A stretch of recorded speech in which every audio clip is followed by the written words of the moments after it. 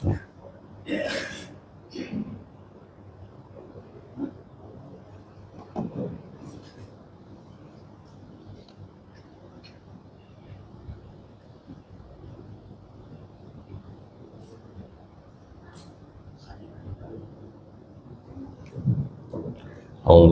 minasyaitonirrajim. Bismillahirrahmanirrahim.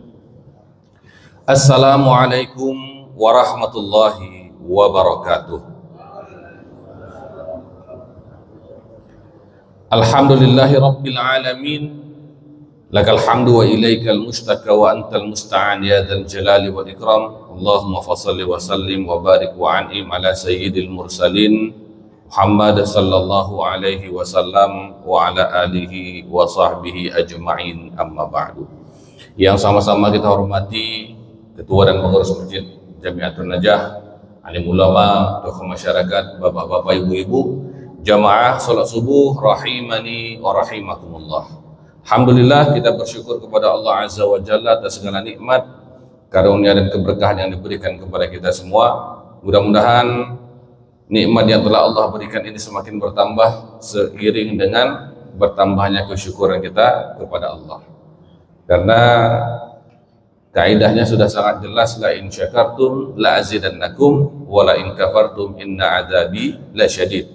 Semakin pandai kita bersyukur, maka semakin Allah tambahkan nikmat untuk kita, dan siapa yang kufur nikmat, maka sesungguhnya azab Allah sangat pedih. Salawat seiring salam kepada baginda Nabi sallallahu alaihi wasallam. Allahumma shalli ala sayyidina Muhammad wa ala ali sayyidina Muhammad. Kita banyak salawat kepada beliau, kita mencontoh sunnah-sunnah beliau. Mudah-mudahan kita semua termasuk dari golongan orang-orang yang mendapatkan syafaat dari Rasulullah sallallahu alaihi wasallam. Insyaallah kita kembali melanjutkan kajian kita pada subuh Ahad yang ketiga, yaitu tentang kajian waris. Satu kajian yang kelihatannya ini simple, mudah, ya. Bahkan terkadang banyak disepelekan oleh orang-orang. Akan tetapi ketika kita sudah sampai di sana, baru kita merasakannya. Banyak orang yang menyepelekannya, ya, menganggap waris itu nanti aja lah. Ya. Meninggal orang tua kita, nanti aja lah kita bahas itu. Masih merah lagi tanah orang tua kita, nanti aja lah, nanti aja lah, nanti aja lah. Kita anggap bahwa dengan menanti, menunda-nunda, itu masalah selesai sendiri dia. Tiba-tiba selesai masalah waris itu. Padahal tidak. Kenyataannya tidak demikian. Semakin lama ditunda, malah masalah waris ini semakin membuat persoalan. Ya. Selalu seperti itu.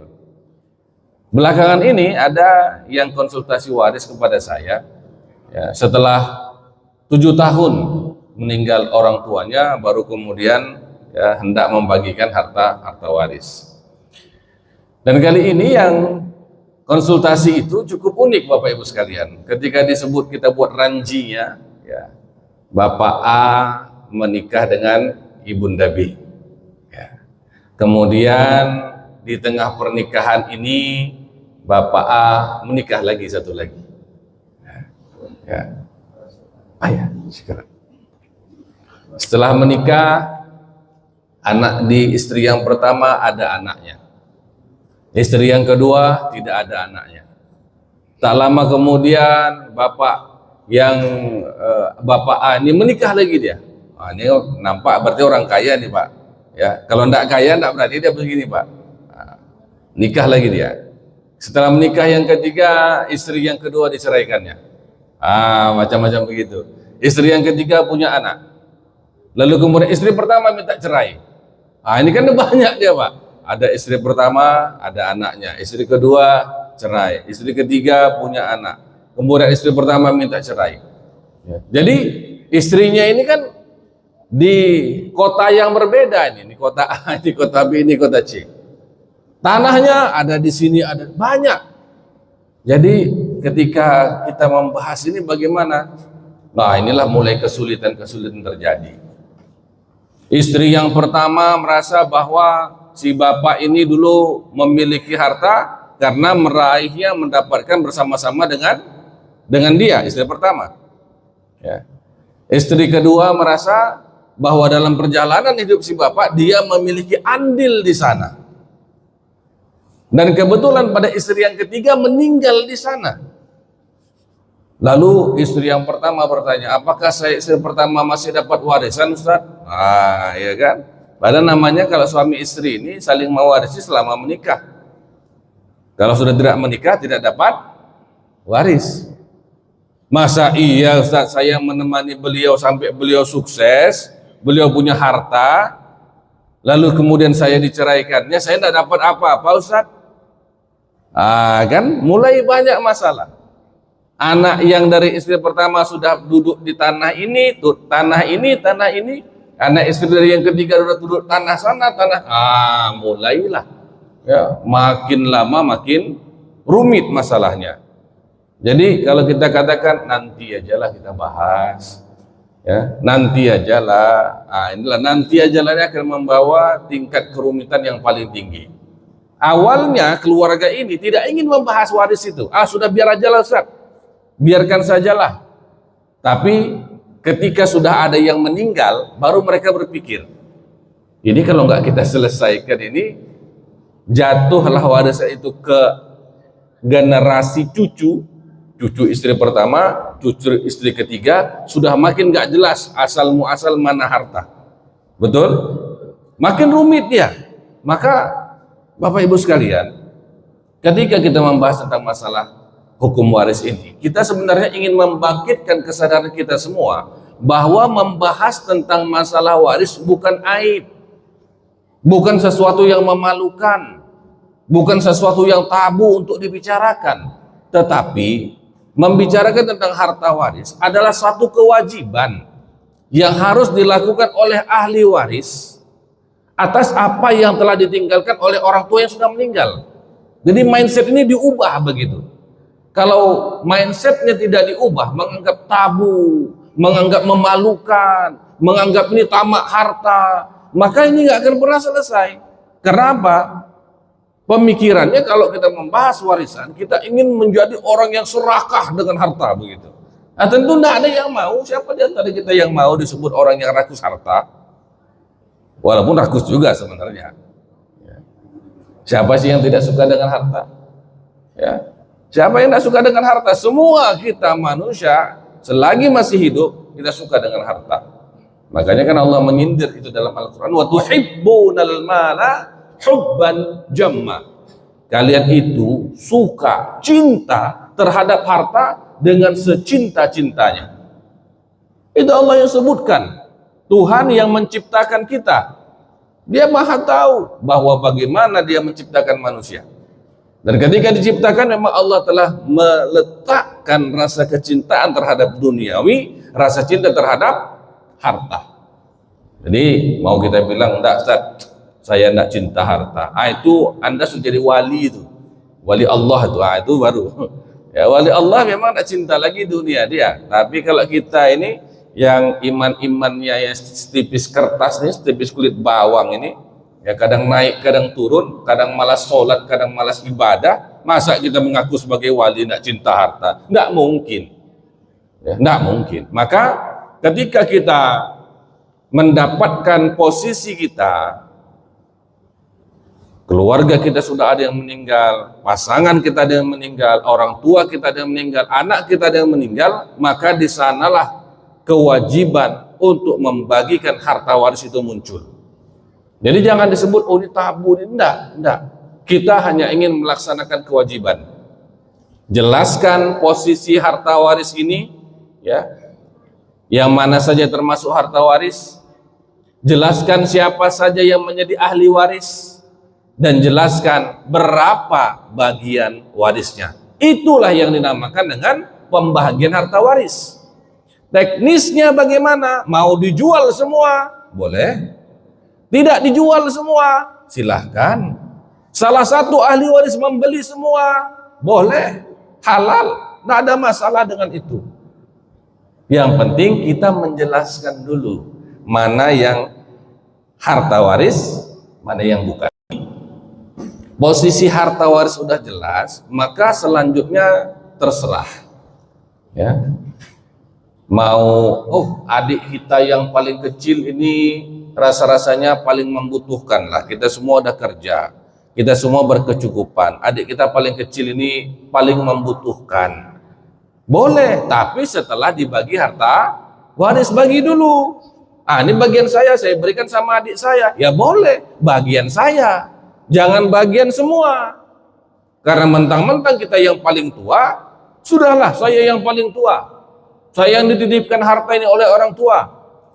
Udah, saya putuskan, udah kita lihat semua ini sudah cukup, kecuali yang paling kecil. Kita serahkan sama dia semua. Tidak boleh. Yang Anda boleh berikan sama adik Anda, bagian Anda. Bagian adik Anda, yang lain jangan Anda berikan. Nggak punya hak Anda di sana. Ya, bagian Anda silahkanlah berikanlah. Makanya supaya tahu berapa bagian kita yang bisa kita berikan, bagi dulu harta warisnya. Baik, kita lanjutkan kajian tentang kategori ahli waris. Kita sudah masuk pada kajian ring 1 ahli waris. Siapa ring 1 ahli waris? Orang yang sudah pasti dapat warisan. Siapa dia? Al-ibnani wal abawani waz zaujan. Ya, 2 anak, 2 orang tua, kedua pasangan. Ya, maksudnya kedua anak, laki-laki dan perempuan. Maksudnya kedua orang tua, ayah dan ibu. Maksudnya kedua pasangan, suami atau istri. Nah itu dia.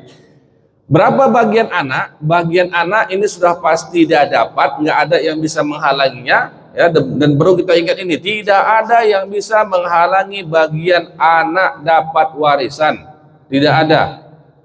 Ya, sudah pasti dapat, baik dia laki-laki ataupun perempuan, baik dia masih kecil ataupun sudah tua, masih single atau sudah menikah. Selagi dia masih hidup, maka dia memiliki hak mendapatkan waris. Siapapun yang menghalanginya zalim, dosa besar. Siapapun yang menghalanginya zalim, dosa besar. Ada seorang anak ingin mendapatkan warisan orang tuanya, lalu dihalangi oleh abangnya. Kenapa dibahas masalah waris? Abangnya yang berdosa. Itu hak dia, nggak boleh kita menghalang-halanginya. Ada seorang anak ingin menggunakan harta waris ayahnya yang menjadi hak dia, lalu pamannya mengatakan, nggak bisa, kamu nggak boleh. Dosa besar ini pamannya. Nggak ada yang boleh menghalangi anak mendapatkan warisan. Apapun itu, siapapun itu, baik laki-laki atau perempuan. Jangan mentang-mentang, oh anak perempuan nggak bisa dapat nih, kayak orang-orang Arab. Dulu orang Arab tidak dibolehkan tuh Pak, anak perempuan tidak ada yang dapat, tidak dibolehkan, haram. Maka turunlah ayat-ayat tentang waris. Ya. Ayat tentang waris turun gara-gara itu, Bu. Ada dulu di masa-masa Rasulullah, masa-masa Arab jahiliyah dulu, perempuan tidak dapat warisan, dilarang oleh adat setempat. Maka kemudian dapat turun ayat yang mewajibkan dibagi. Kalau kita lihat kronologi sejarah dan asbabun nuzul dari ayat-ayat tentang waris, ya gara-gara itu. Gara-gara apa?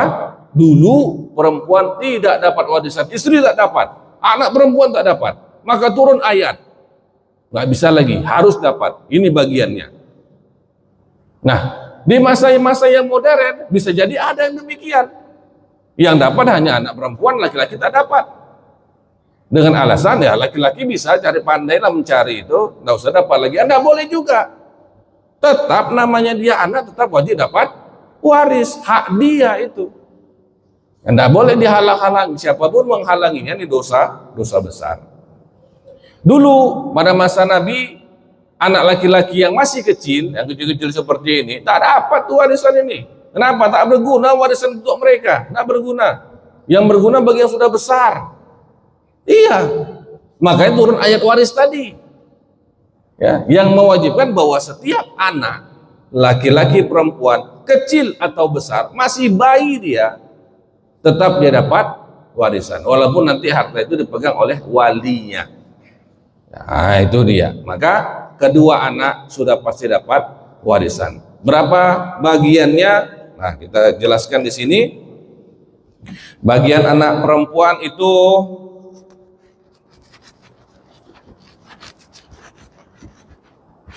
setengah apabila ia sendiri. Satu orang saja. Hanya ada satu orang anak perempuan, nggak ada anak yang lain. Anak perempuan mendapatkan 2/3 dari harta apabila ia 2 dan seterusnya. 2, 3, 4, dan tidak ada anak laki-laki. Jadi hanya anak perempuan saja. Jadi kalau bapak-bapak, ibu-ibu yang punya anak hanya perempuan, bagian itu antara 2 ini, antara setengah sama 2/3. Kalau hanya satu orang, anak tunggal perempuan, maka dapat setengah harta dari yang tinggalkan orang tuanya. Kalau ada 2 orang atau lebih, 2/3 dan mereka berbagi. Ada 3 orang, 2/3-nya bagi 3 lagi. Ada 4 orang, 2/3-nya tuh bagi berempat. Ada 5 orang, dalam 2/3 ini bagi berlima. Itu bagi anak perempuan. Kalau anaknya hanya perempuan. Anak laki-laki ini unik. Anak laki-laki dia mendapatkan namanya asobah. Ya, asobah. Apa itu asobah? Sisa harta. Tapi sisa ini banyak. Ya, sisa itu banyak. Dan kalau bertemu anak laki-laki dengan anak perempuan, maka anak laki-laki menarik anak perempuan menjadi asobah. Ya, menjadi asobah. Disinilah kemudian perbandingannya, laki-laki 2 kali bagian perempuan. Nah, ini sini ya. Ini dalam Al-Quran disebutkan dalam surah An-Nisa, lidzakari mitlu hadzil unsayain. Anak laki-laki bagiannya 2 kali bagian anak perempuan. Jadi misal kita buat perbandingan, kalau ada seorang anak perempuan, ya, meninggallah orang tuanya, ya, kebetulan yang ditinggalkan itu harta ada 10 juta, maka hak warisnya si anak perempuan itu setengahnya 5 juta. 5 juta karena dia sendiri cuman, ya. Setengahnya lagi untuk siapa? Untuk asobah. Bisa jadi pamannya, paman si anak perempuan, saudara dari almarhum. Bisa jadi kakeknya, ya, kalau kakeknya masih ada, kakek dari si anak ataupun ayah dari almarhum. Ya, jadi dia bagiannya setengah. Nah, kemudian kalau anak perempuan itu ada 2 orang, ya, 2 orang, kebetulan harta yang ditinggalkan itu 10 juta lagi, maka 10 juta dibagi 3 dapat 3,3 juta, ya, dikalikan 2, ya, 6,6 bagi berdua lah mereka, ya, 3,3 juta, 3,3 juta, 3,3 juta lagi itu asobah, untuk sisa namanya. Siapa yang disisa boleh jadi pamannya, saudara dari ayahnya, atau kakeknya, ayah dari ayahnya, ke sana dia. Ya, itu sebutkan. Kalau kemudian ada anak laki-laki dan anak perempuan, bagaimana? Nah, di sana langsung berlaku lidzakari mislu hazzil unsayain. Kalau anak laki-laki saja dapat semua dia. Meninggal orang tuanya, hartanya 10 juta, 10 juta semua untuk anaknya. Anak laki-laki dapat semua. Oh, 2 orang Ustaz anak laki-lakinya, dia dapat semua 10 juta, bagi berdua mereka. Anak laki-lakinya ada 4, 10 juta bagi berempat mereka, 2,5 juta seorang. Anak laki-laki gitu, dia asobah, dapat semua dia, sisa, ya, dapat sisa. Bertemu laki-laki dengan perempuan, 1 orang perempuan, 1 orang laki-laki, ya, sepasang. Berapa bagiannya? Karena ada anak laki-laki dan anak perempuan, anak laki-laki menarik anak perempuan menjadi asobah. Maka di sini perbandingannya 2:1. Langsung semua dapat 10 juta. 10 juta dibagi 2/1. Laki-laki 2 bagian, perempuan 1 bagian. Berarti bagi 3 lagi kan? Ya, anak laki-laki dapat 6,6 juta, anak perempuan dapat 3,3 juta. Nah, nanti kita buat yang secara lengkapnya lagi nanti, insya Allah. Kemudian yang mendapatkan warisan dan wajib mendapat warisan, ring 1 ahli waris adalah kedua orang tua. Kedua orang tua pasti dapat. Nggak boleh nggak dapat. Ustaz, anak ini udah menikah, Ustaz. Iya, walaupun udah menikah, namanya orang tua pasti dapat warisan dari anaknya. Ya, pernah sekali waktu habis pengajian, dua orang, bapak dan ibu yang sudah tua, usia 60-an, mencegat saya di mobil. Ya, ketika mau masuk mobil dicegat saya di sana, mau nanya, Ustaz, boleh kami bertanya? Silakan Pak. Saya punya anak laki-laki sudah meninggal, Ustaz. Dia sudah berkeluarga tapi belum punya anak. Dan dia itu sudah punya rumah, dia punya mobil, dia punya tanah. Apakah kami orang tuanya masih dapat warisan, Ustaz, dari anak kami yang meninggal ini? Saya bilang, dapat Pak. Tapi gimana ya Ustaz? Sekarang semua harta itu yang megang tuh istrinya, Ustaz. Kami merasa segan untuk bertanya. Ya memang segan lah. Namanya orang tua pasti segan bertanya kepada menantunya. Ini menantunya yang tak tahu diri.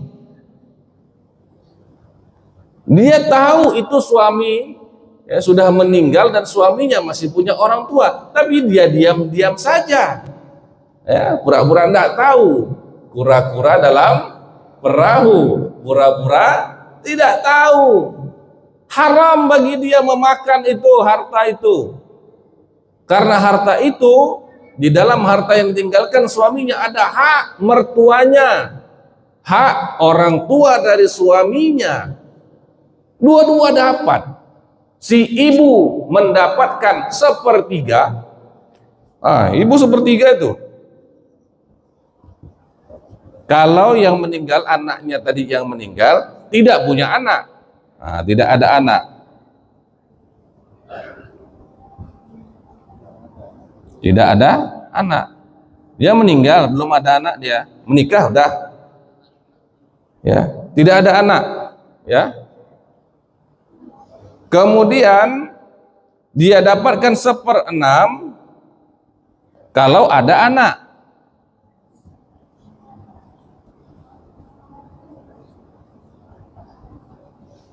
Ada anaknya yang meninggal itu, maka cuma dapat 1/6. Ya. Ayahnya dapat berapa? Ayahnya dapat 1/6 kalau ada anak. Kalau tidak ada anak, ayah dapat asobah, sisa, dapat sisa dia. Jadi dalam kasus yang tadi itu, ya, yang saya temui tadi itu, si ibu dapat 1/3 harta almarhum, si istri dapat 1/4 harta almarhum, sisanya untuk si ayahnya. Jadi masih dapat banyak itu. Ada yang 1/3, ada yang 1/4, sisanya untuk si ayah. Jadi tidak bisa kalau si istri tadi dia pegang semua harta itu, dia pakai semua harta itu, padahal hak dia hanya 1/4. Bayangkan 3/4 harta itu haram dia pakai. Ketika dia pakai, dia berdosa karena bukan haknya, haram dia gunakan itu, berdosa dia.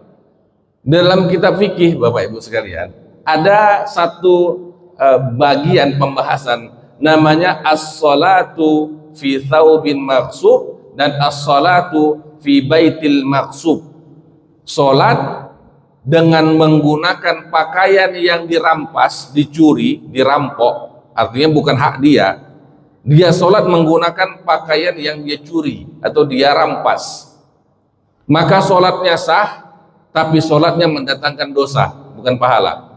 Bayangkan, salat menggunakan pakaian yang dirampas, salat di dalam rumah yang dia rampas, salatnya sah, tapi setiap salat dia berdosa. Bayangkan itu. Ini tidak jauh dengan yang seperti tadi. Si istri almarhum diam-diam aja, padahal di rumah itu ada hak orang tua dari mertuanya, ada hak dari mertua laki-laki, ada hak mertua perempuan. Jatah dia cuma 1/4. Apalagi itu memang didapat sebelum mereka menikah, karena dibilang si anaknya ini sudah kerja, sudah mapan, punya mobil, punya rumah, punya tanah, baru dia nikah. Apalagi sampai seperti itu, ya kan? Sholat si istrinya itu di rumah tadi boleh jadi nggak dapat pahala, dia dapat dosa. Kenapa? Hak dia sholat di atas hak orang lain. Nah ini makanya nggak bukan sesimpel yang kita pikirkan. Hati-hati, nggak ridho orang tuanya berarti tak boleh dia pakai. Tapi kalau ridho ya nggak ada masalah. Begitu juga dengan rumah yang ditinggalkan orang tua kita, lalu salah satu dari anak ada yang tinggal di sana. Nggak jauh beda tuh Bapak Ibu sekalian, nggak jauh beda. Di dalam rumah yang besar itu tentu ada hak banyak anak di sana. Apakah anak-anak yang lain ridho si abang yang paling besar ini tinggal di sana? Kalau mereka nggak ridho, mereka ingin hak mereka tapi dihalang-halangi, mereka nggak ridho. Maka si abangnya ini, keluarga abangnya ini, sholat di dalam rumah yang kategorinya maghsub, ya, dirampas haknya. Maka bisa jadi sholat yang dia lakukan selama ini di rumah tersebut bukan mendatangkan pahala, malah mendatangkan dosa. Jadi nggak segampang itu ya Bapak Ibu sekalian, ya nggak segampang itu. Ya lagunya pun ada, ya kan? Tak segampang itu. Ya.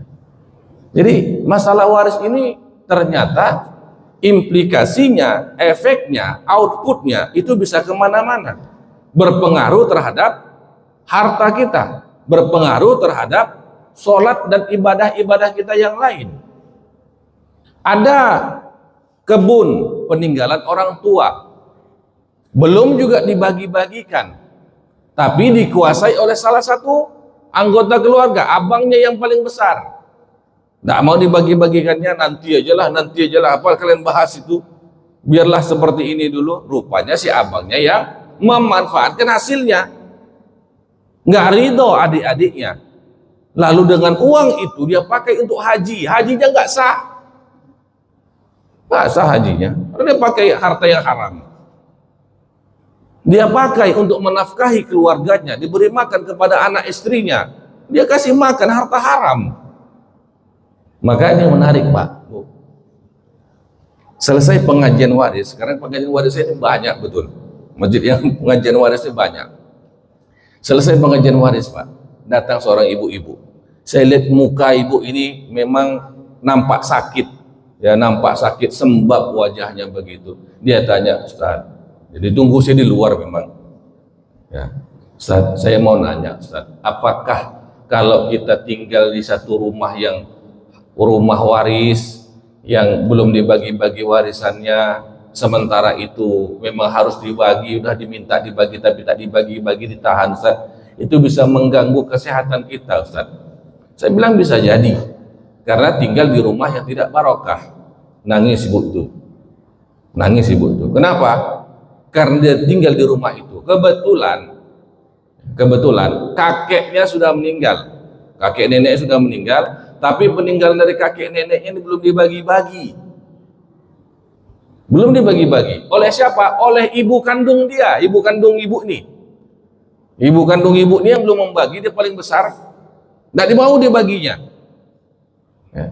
Padahal bibi-bibinya, paman-pamannya sudah ingin dibagi, tapi ibunya berkeras nggak mau, pokoknya nggak usah dibagi-bagi. Akhirnya si ibunya dan dia tinggal di rumah itu. Apa yang terjadi? Sakit berganti-gantian. Sakit ibunya, ibu saya sakit, sembuh ibu saya sakit, suami saya sembuh, suami saya sakit, saya masih sakit Ustaz. Kami berganti-gantian terus sakit-sakitan Ustaz.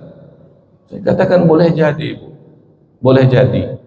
Sudah berapa lama? Sudah lama Ustaz. Nah, iya. Kenapa? Karena itu hak orang. Itu hak orang. Kalau kan kasihan. Jadi saya bilang sama ibu tuh, Bu, kalau begitu Bu, ajaklah ibunya ibu mengaji. Alhamdulillah Ustaz, udah mau ibu saya mengaji. Tadi hadir ibu saya Ustaz. Alhamdulillah muncullah ya kesadaran itu. Karena memang kalau seorang anak menyampaikan kepada ibunya agak susah ya. Apa ini anak menyampaikan begini ini? Ya masih bau kencur ya. Saya melahirkan kamu, kamu pula mengajari saya. Iya kan? Susah. Karena susah, janganlah dipaksakan harus disampaikan. Jangan, ajak aja mengaji. Bagaimana caranya lah? Ada duduk mengaji kajian waris seperti ini. Biar ustadznya yang menyampaikan. Karena ustadznya tak punya kepentingan. Ya harta ibu, harta bapak, nggak ada urusan dengan saya. Saya hanya menyampaikan syariatnya seperti ini. Bapak mau ikut syariat ini, alhamdulillah dapat barokah. Bapak ibu tak mau ikut, tak apa-apa, tak ada ruginya saya. Bapak ibu sendiri bertanggung jawab kepada Allah. Nggak urusan saya itu. Toh yang memberi kesehatan bukan saya, yang memberi kesehatan Allah. Yang memberikan cobaan penyakit bukan saya, yang memberi cobaan penyakit itu Allah. Silakan berurusan dengan Allah. Maka orang tua harus dapat waris. Lalu siapa lagi yang dapat warisan? Wajib dapat warisan adalah kedua pasangan. Salah satu dari kedua pasangan. Nah, mungkin dua-duanya. Kalau dua-duanya siapa yang meninggal? Ya kan? Suami atau istri. Ya. Suami atau istri dari almarhum. Jadi meninggal si suami, istri dapat. Meninggal si istri, suami dapat selagi mereka masih dalam ikatan pernikahan. Tapi kalau sudah cerai, maka keduanya tidak saling mewarisi. Berapa bagian suami? Bagian suami itu dia mendapatkan setengah, itu dapat setengah harta istrinya kalau tidak ada anak. Tidak ada anak. Kalau ada anak, maka suami dapat 1/4 harta istrinya. Ada anak. Nah, istri dapat berapa? Istri dapat, ini udah mulai dia. 1/4 kalau tidak ada anak. Kalau ada anak, maka dapat 1/8. Nah, ini ada anak. Ini terdapat dalam surah An-Nisa ayat yang ke-12. Ya, penjelasannya ini dari Al-Quran surah An-Nisa ayat yang 12 masalah suami dan istri. Kalau masalah anak ayat yang 11, masalah ibu dan ayah ayat yang 11. Ya, An-Nisa ayat 11. Nah, suami atau istri sama-sama dapat. Nah, yang paling penting Bapak Ibu sekalian, dia harus diberikan penjelasan, inventarisir masalah warisan ini. Kenapa? Kalau yang meninggal suaminya, maka yang dijadikan waris itu adalah harta suaminya. Ya, bukan artinya gelang emas ibu itu juga jadi harta warisan, bukan. Ya. Yang jadi warisan adalah memang miliknya si suami, properti suami. Kalau rumah gimana? Kalau rumah itu menjadi rumah bersama, harta bersama, maka dibagi dua dulu. Kan ada mekanismenya itu ada. Ya, mekanismenya itu ada. Yang sudah diberikan kepada ibu, mobil diberikan kepada ibu, motor diberikan kepada ibu, ya nggak diganggu-ganggu, nggak jadi harta waris, nggak boleh. Gitu. Rumah kebetulan sudah dijadikan milik istri. Sudahlah, nama kamu sajalah. Kalau saya meninggal nanti kan tidak susah-susah lagi. Bagus. Nabi seperti itu. Nabi berikan semua rumahnya untuk istrinya. Maka nggak jadi harta waris dia. Iya, memang begitu itu bagus. Sesuai sunnah itu. Jadi tidak perlu dibahas lagi yang bukan warisan suami, milik suami. Ya sudah, nggak perlu dibagi. Makanya ada salah seorang jemaah bilang kepada saya, Ustaz, semua harta saya sudah atas nama istri saya, Ustaz. Rumah atas nama istri saya. Mobil atas nama istri saya. Motor atas nama istri saya. Tanah, kebun sudah atas nama istri saya, Ustaz. Saya pikir bagus sekali Pak Haji. Alhamdulillah, Ustaz. Nah, yang penting saya bilang, Bapak jangan bermasalah sama ibu. Kalau bermasalah bapak yang keluar dari rumah, itulah Ustaz. Ya kan, karena milik istri semua. Iya. Ya saya pun demikian. Saya ingin mengikuti sunnah Nabi. motor atas nama istri saya, mobil atas nama istri saya. Jadi saya pinjam sama istri. Kalau istri bilang, Bunda mau pakai, istri saya bilang begitu, ya sudah, dia pakai, saya pakai motor. Apa boleh buat? Ya, namanya saya minjem. Ya. Kenapa? Karena saya tidak ingin kalau saya meninggal itu menjadi harta waris saya. Ya udah, ini milik istri dah. Kenapa? Istri saya ibu rumah tangga, tidak bekerja. Ya, jadi kalau saya meninggal, semua yang menjadi harta ini kalau perlu dijual silahkan dijual, jadikanlah sebagai harta yang bisa mencukupimu dan anak-anak. Begitu. Nah, itu tujuannya. Rumah supaya jangan jadi rebut-rebutan. Tapi kalau istri saya meninggal duluan bagaimana? Ya tentu saja harus dibagi. Ya, dibagi antara saya dan anak-anak. Nah, itu dia tadi. Dan itu ada hal baiknya Bapak Ibu sekalian. Apa hal baiknya? Kalau misalnya ya seorang suami dan istri, meninggallah istrinya. Ini suami kan nggak perlu waktu lama kan untuk menikah lagi kan? Betul? Jarang Pak ada laki-laki yang meninggal istrinya nggak nikah lagi, itu jarang. Karena sifat dasar laki-laki dan perempuan berbeda. Kalau wanita tahan dia. Nggak nikah lagi, ibu-ibu meninggal suaminya sudah biasa saja, meneruskan saja, ya, membesarkan anak-anak, kan begitu. Kebanyakan seperti itu, tahan dia. Kalau laki-laki enggak Bu, memang enggak bisa tahan, enggak. Ya, sedetik itu ibu meninggal menangis si bapak kan, siapalah nanti yang mengurus anak-anak ya, tengok ya. Udah mulai dia mengintai siapa kira-kira. Udah direncanakannya Bu, bukan bukan apa-apa, karena memang tidak mampu ya bapak-bapak ini kan kerja di luar, orangnya fokus Bu. Laki-laki ini orangnya fokus satu hal, nggak bisa melakukan banyak hal, multitasking nggak bisa, sambil bekerja sambil mikirin anak, sambil bekerja sambil masak, nggak bisa, satu-satu aja. Jadi dia butuh orang yang bisa yang mengcover hal yang lain. Biarlah kami laki-laki ini mencari rezeki ya Pak ya, cari uang, cari nafkah, biarlah. Masalah rumah, anak-anak itu tolonglah yang istri, makanya cari lagi dia. Nah kalau dicari lagi rumah nggak dibagi, kan jadi masalah ya, jadi masalah. Anak-anak pun melihat, ini bukan ibu saya, kenapa dia tinggal di kamar ibu saya sekarang, terpukul batin anak tuh. Makanya kalau suami mau menikah lagi, cari rumah baru. Makanya rumah yang tadi itu jadi waris dia, itu jauh lebih baik. Dan pernah ada kejadian seperti ini ya, konsultasi waris kepada saya, yang meninggal ibunya ya, meninggal itu istrinya ya, kemudian ya begitu tidak dibagi-bagi warisan itu, ujung-ujungnya apa, setelah 15 tahun, bukan saat itu Pak Bu, 15 tahun kemudian baru meledak. Di situ saya lihat di depan mata saya, seorang anak perempuan berani membentak ayahnya yang sudah berumur 70 tahun. Depan mata saya, ya Allah. Sampai akhirnya si bapak ini keluar dari rumah itu, dia menangis di luar. Oh, di depan mata saya kejar bapak itu keluar, menangis bapak itu. Kenapa? Dia nggak menyangka bahwa anak yang dia besarkan berani membentak dia gara-gara harta waris. Bapak-bapak, ibu-ibu hati-hati ya. Awalnya Pak, ketika masuk saya ke rumah itu, anak perempuannya belum datang, ini anak perempuan dipuji sama bapaknya, anaknya baik, anaknya begini Pak. Tuh, ternyata apa? Harta warisan. Yang kedua apa?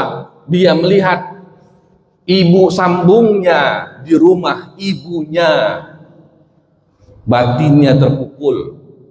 Maka sudah benar kalau rumah itu kasih sama istri.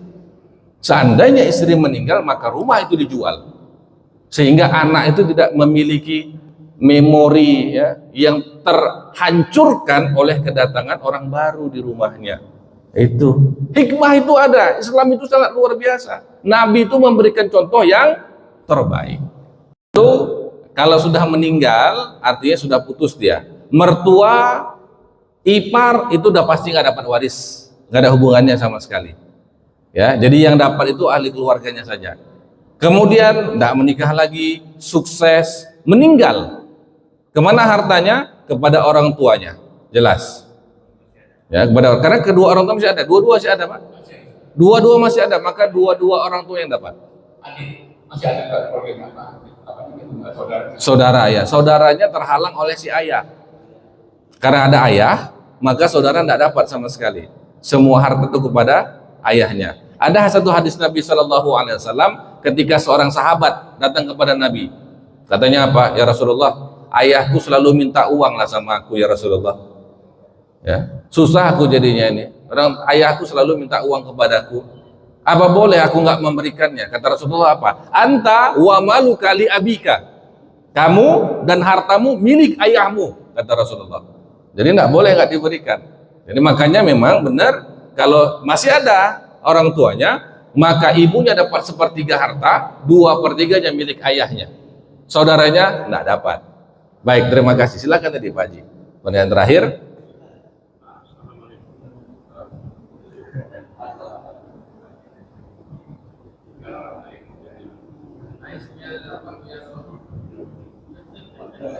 Assalamualaikum warahmatullahi wabarakatuh. Waalaikumsalam.